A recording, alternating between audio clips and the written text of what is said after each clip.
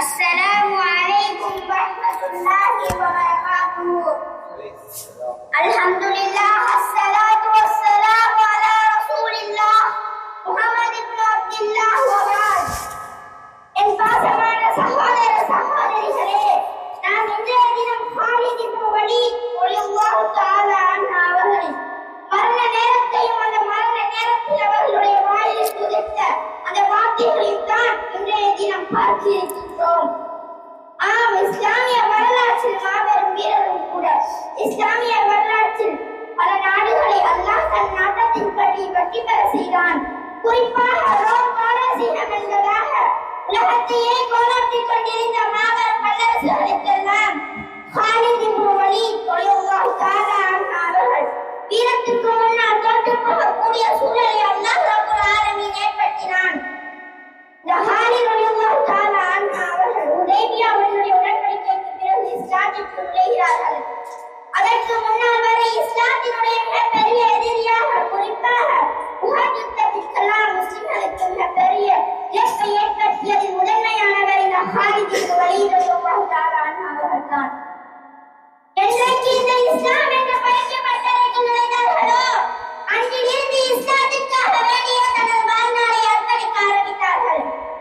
அல்லாஹ்வின் தூதர் ஸல்லல்லாஹு அலைஹி வஸல்லம் ஸைஃபுன் ஸுயூஃபில்லாஹ், அல்லாஹ்வின் உருவப்பட்ட வாளில் இது ஒரு வாள் என்று புகழக்கூடிய அளவிற்கு, எந்த அளவுக்கு என்றால் ஹாலித் என்ற பெயர் வரை இந்த ஸைஃபுல்லாஹ் அல்லாஹ்வுடைய வாள் வந்து கொண்டிருக்கின்றது.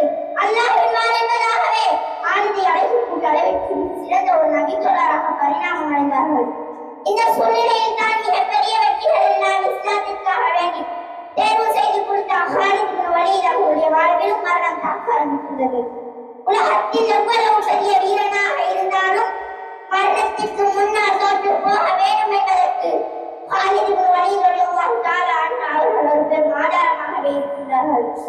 உலகமே திரண்டு வந்து நின்ற போது கூட எதிர்த்து நின்ற ஹாலிதால் ரோம் பாரசீகம் என்பதாக அன்றைய உலகத்தினுடைய மாபெரும் போராட்டிக் கொண்டிருந்த மாபெரும் வல்லரசுகளுக்கெல்லாம் தன்னுடைய ஒற்றை வாளால் தோற்கடிக்க முடிந்த அந்த ஹாலித் இப்னு வலீதால் மரணத்திற்கு முன்னால் உலகத்தில் படைக்கப்பட்ட எல்லா படைப்புகளும் மரணத்தை சுவைக்க வேண்டும் என்ற அந்த நியதியின் அடிப்படையில் ஹாலித் ரலியல்லாஹு தஆலா அன்ஹு அவர்களும் இந்த மரணத்தை சுவைக்க ஆரம்பித்தார்கள்.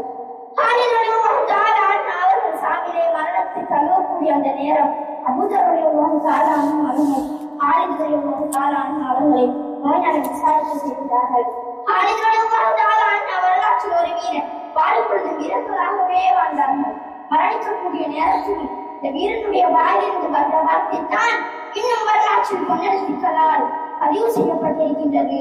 ஹாலித் இப்னு வலீத் ரலியல்லாஹு தஆலா அன்ஹு அவர்கள் இப்பொழுது மனதை பார்த்து சொன்னார்கள், லகத் ஹலத்து கதா வ கதா சஃபா, எத்தனை எத்தனை யுத்தங்களில் நான் கலந்து கொண்டிருக்கிறேன்.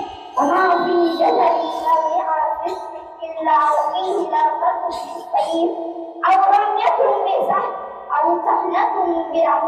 இந்த உலகை நீங்கள் பாருங்கள், இந்த உலகில் எந்த பகுதியிலாவது ஏதோ ஒரு பகுதியில் ஈட்டினால் குத்தப்பட்டிருக்கும், வாளால் வெட்டப்பட்டிருக்கும். இந்த உலகில் ஒவ்வொரு பகுதியிலும் காயங்கள் கொப்பளித்துக் கொண்டிருக்கும். இப்படி இந்த உடல் முழுவதும் வாளாலும் வெட்டினாலும் காயங்களாலே அலங்கரிக்கப்பட்டிருக்கக்கூடிய இந்த உடல். ஆனால் எத்தனையோ இடங்கள் இந்த ஹாலித் மரணத்தை எதிர்பார்த்தார்கள். எதை நோக்கமாக கொண்டு சொல்கிறார்கள்? எத்தனையோ யுத்தங்கள் இந்த ஹாலித் ரலியல்லாஹு தஆலா நின்றார்கள் களத்தில். அந்த யுத்தத்திற்கெல்லாம் இந்த ஹாலித் ரலியல்லாஹு தஆலா மரணத்தை எதிர்பார்த்தார்கள். ஆனால் அந்த இடத்தில் எல்லாம் மரணிக்காமல் எனது வீட்டினுடைய வாயிலல்லவா நான் மரணிக்கப் போகிறேன். மரணத்தை எதிர்பார்த்த இடங்கள் எல்லாம் எனக்கு மரணம் வரவில்லை. ஆனால் எந்த சூழலில் மரணிக்க கூடாது என்று நான் விரும்பினேனோ இன்றைக்கு எனது வீட்டில் ஒரு ஒட்டகத்தை கொண்டல்லவா நான் மரணிக்கப் போகிறேன். ஒரு வீரனுடைய கண்கள் எவ்வாறு உணர்ந்திருக்கும் என்பதாக ஹாலித் இப்னு வலீத் ரலியல்லாஹு தஆலா அன்ஹு அவர்கள் சத்தமிடுகிறார்கள், அழுகிறார்கள், கண்ணீர் விட்டு இல்லல்லவா நான் மரணிக்கப் போகிறேன். அல்லாஹ்வின் பாதையில் மரணிக்காமல் நான் சென்றிருக்கிறேன் என்று அழுகிறார்கள். அந்த நேரத்தில் அவர்களுடைய பார்வை மேலே இருந்த குர்ஆன் மீது பட்டு விழுந்தது. உடனே அந்த குர்ஆனை எடுத்து வருமாறு சொல்கிறார்கள். குர்ஆனை கையில் எடுத்து கொடுத்தவுடன் அந்த குர்ஆனை கண்ணீரோடு அழைக்கிறார்கள்.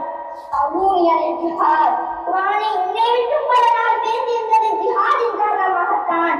ஜிஹாதிலே நான் கலந்து கொள்ள பிரிந்திருந்தேன் என்று தன் நண்பனை போன்று கட்டளையிட்டார்கள். வீரனுடைய கண்கள் உறங்குவது தாங்குமோ என்று கூறிய நிலையில் உலகம் விட்டு பிரிந்து சென்றார்கள்.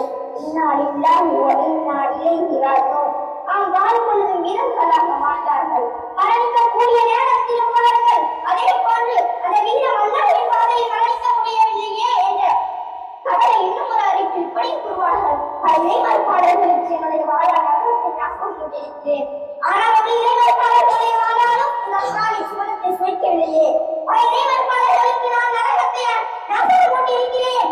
ஆனால் ஒரு இறைமறுப்பாளர்களுடைய வாழாலும் கூட எங்களுக்கு நான் சுவனத்தை சுவைக்கவில்லையே என்று அல்லாஹ்வின் பாதை மரணிக்கவில்லையே என்று கேட்கிறார்கள்.